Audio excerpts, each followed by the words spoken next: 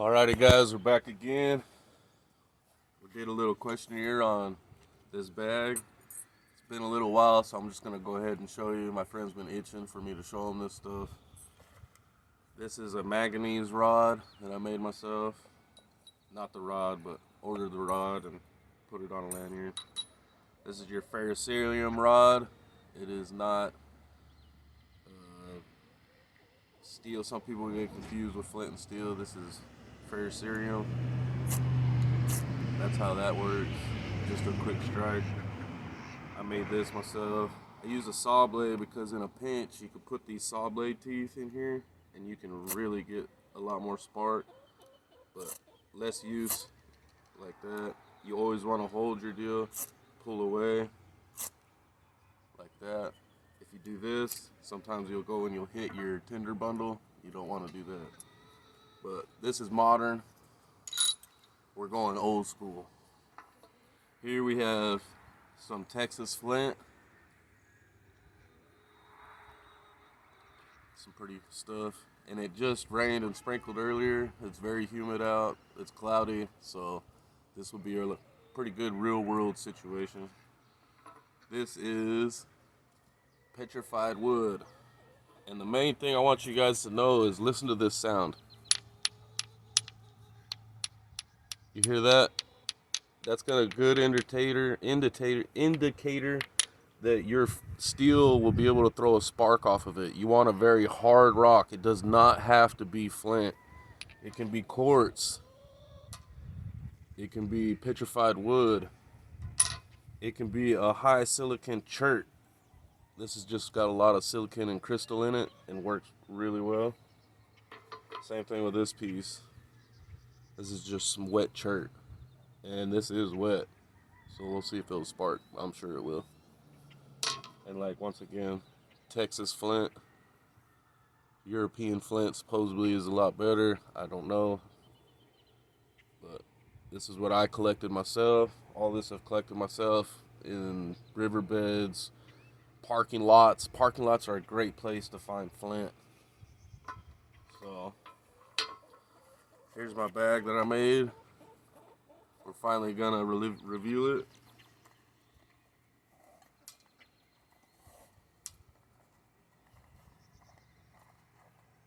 What we got here is some just jute or hemp cordage fluffed up. And see how this is all wet right here? We don't want to put it directly in our wetness. Now this is the best piece that I have right here. This is my go-to. I love this thing. This is called a tender Duis, which means South African for tinder box. Here's our long ship striker. And what it is you pull this off. And bam, we got all of our char already in here. Pull off both sides. See, I keep a piece of flint in there for emergencies in the bottom.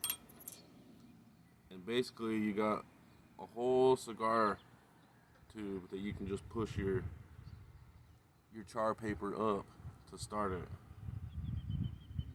This thing right here is the best system I've found. Helps keep it waterproof.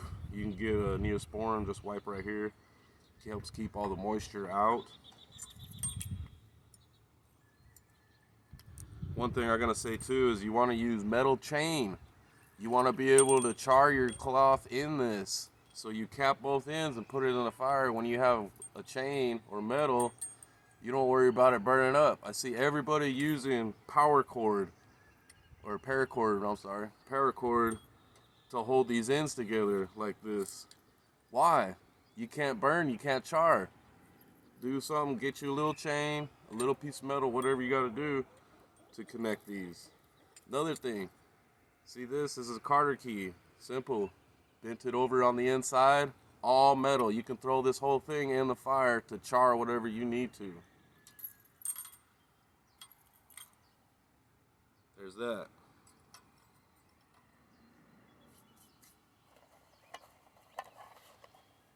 Here's another piece of really nice chert that always never fails me. Gives me a good spark every time. Here's one that I had napped down so it could be smaller. Another piece of this is Texas flint. As I drop it, but this is Texas flint. Really good piece.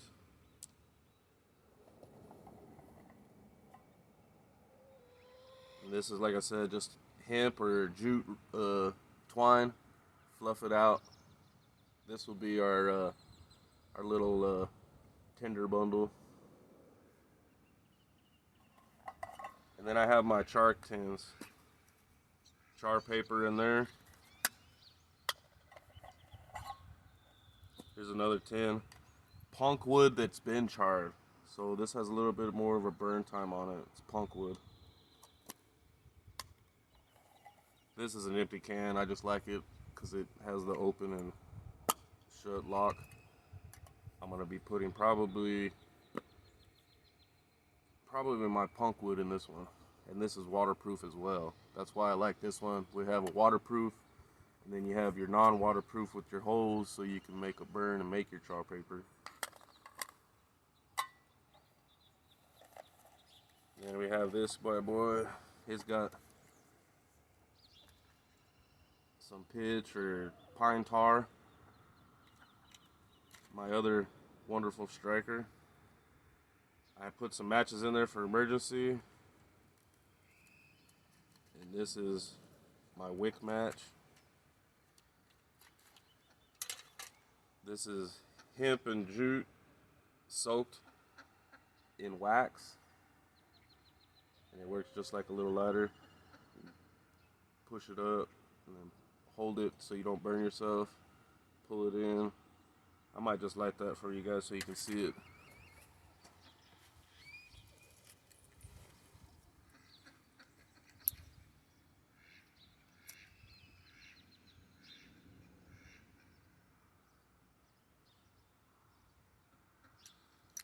It is a little windy. Pull this out a little bit more. And you see how tight it was? It didn't really want to start real quick. So you'll take your end and your pocket knife or something like that and just fray it out a little bit.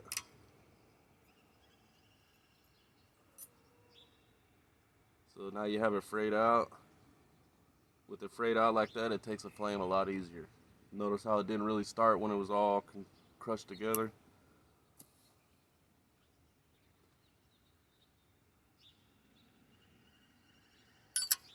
See how much easier that lit? Now I can take this, stick it in my tinder bundle or wherever I need. It's a really good flame. And alright, I'm done using it. Bloop. Just pull it up like that and you're good to go again. Not even hot.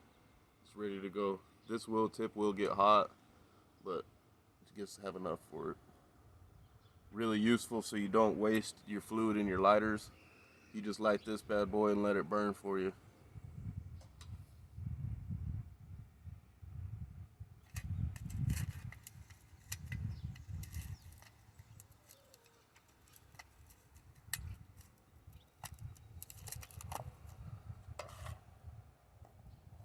And then in here I just have cotton that's been soaked in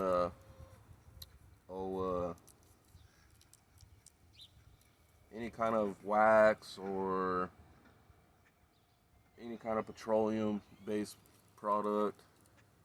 And what I used for this was dang it, I think I used these are probably wax if I remember right. I think they're just waxed.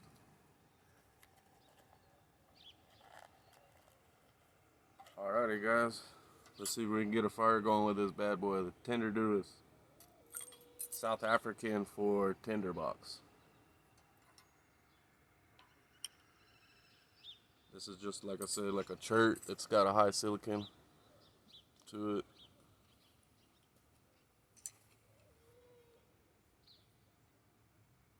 Find you a good spot. See how that's not charred all the way, but this is over here.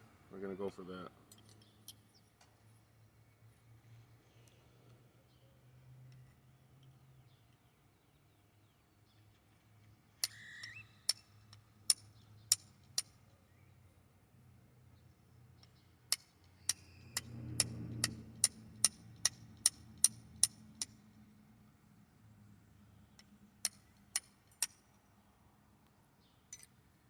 Took a few strikes, but we got it.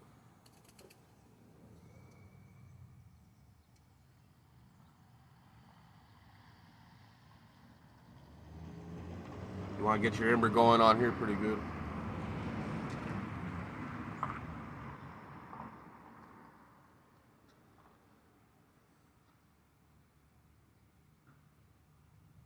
I'm sure you guys can see it now. Then you just take your little jute or hemp bundle right here, and like I said with this thing, look at it. You got plenty of burn on there. It's gonna sit there and smolder. Let me get a little closer. I'll show you.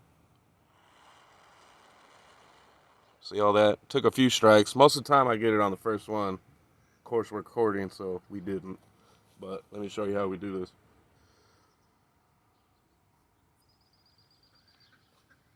You don't want to bundle it up on there tight. You need the air to make it through.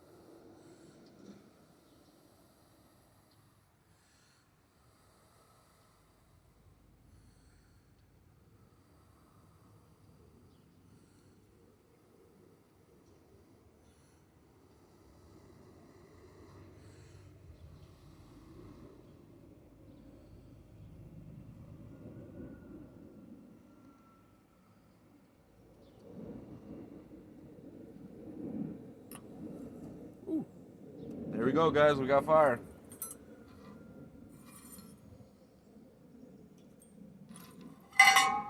That's simple, guys. Primitive fire right there. Now we got this still burning. You don't want it to burn out. So you're gonna come and get your caps. You're gonna cap this back off. Bam.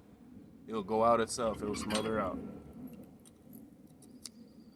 So I got this nice little hook, or climbus hook.